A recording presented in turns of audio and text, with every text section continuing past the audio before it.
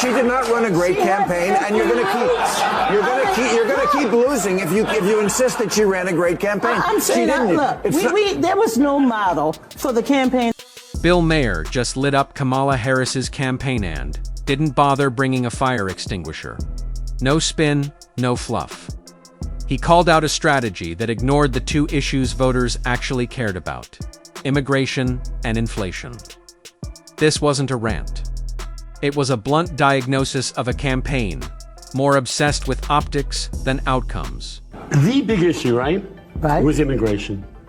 And inflation, immigration. Those two are very big issues. And you asked Vice President Harris, why did you let all these people in for the last 4 years? She did not have an answer. I still don't know the answer.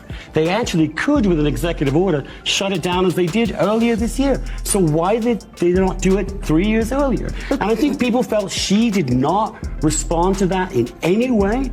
She had no answer on inflation, and she also seemed to represent that whole woke zone that people are sick to death of. And I think those three did it. I agree with the first two, but I'm not going to get into this, oh, the people are too damn woke. That wasn't a... While Harris's campaign kept pretending everything was on track, Donna Brazile stepped in like a cleanup crew, insisting it was all going great. But Maher wasn't buying it. He called it what it was: political denial on autopilot.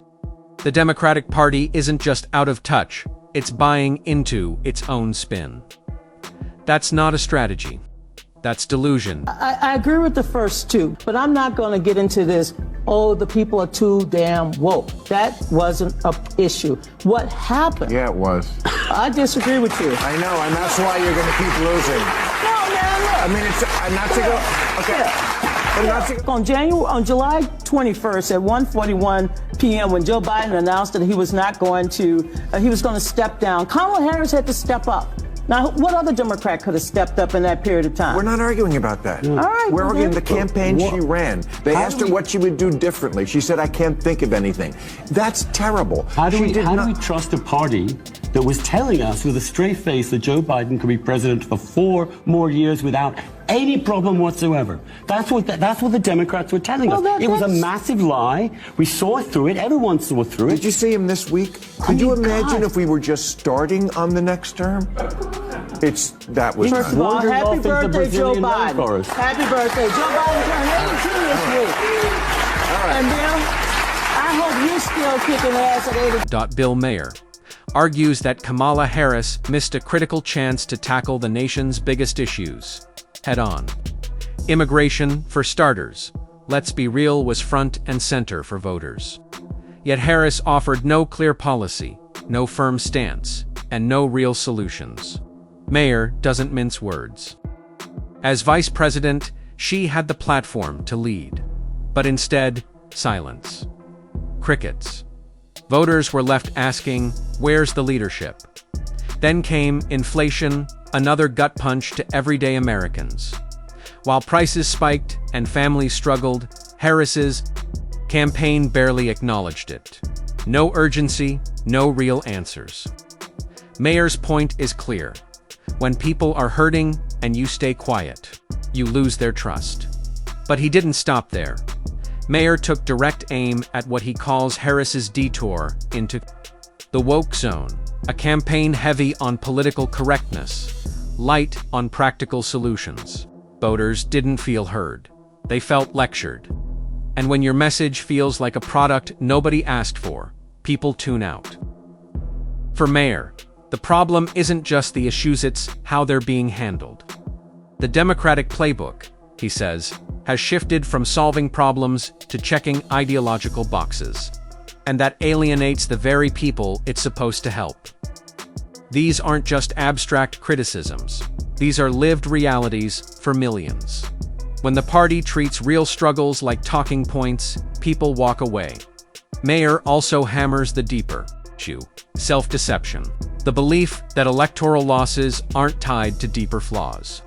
He calls it what it is: political delusion, pretending the cracks don't exist. But denial isn't a strategist's self-sabotage. And until Democrats reckon with their missteps, they're doomed to repeat them. One of Maher's most pointed critiques is the personal toll of division. He talks about families breaking apart over politics, how cancel culture has left the campus and entered the living room. It's toxic. When political loyalty trumps personal relationships, he says, we're not just divided, broken.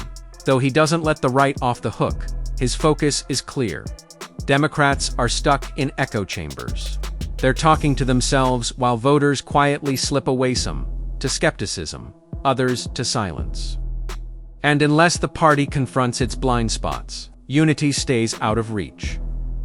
Maher's not just tearing down, he's throwing down a challenge.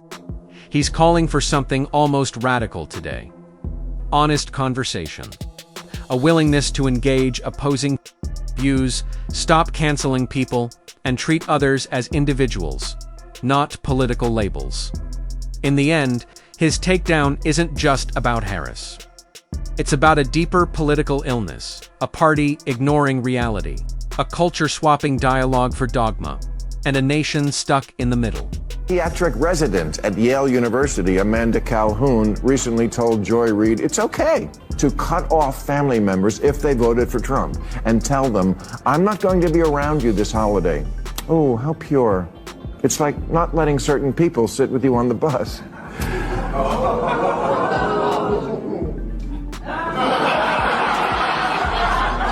She also said that it shouldn't be automatic that family members think they're entitled to your time.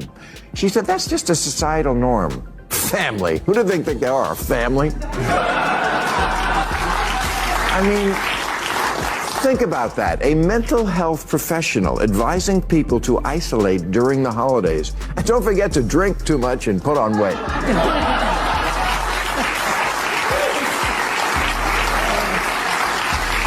And this Thanksgiving, before the big meal, remember to take turns saying what you're hateful about.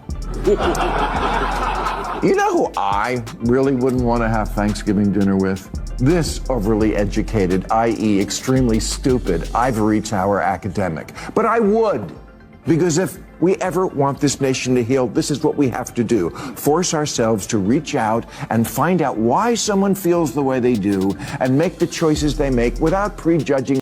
But Maher didn't stop with the campaign. He zoomed out and issued a broader warning.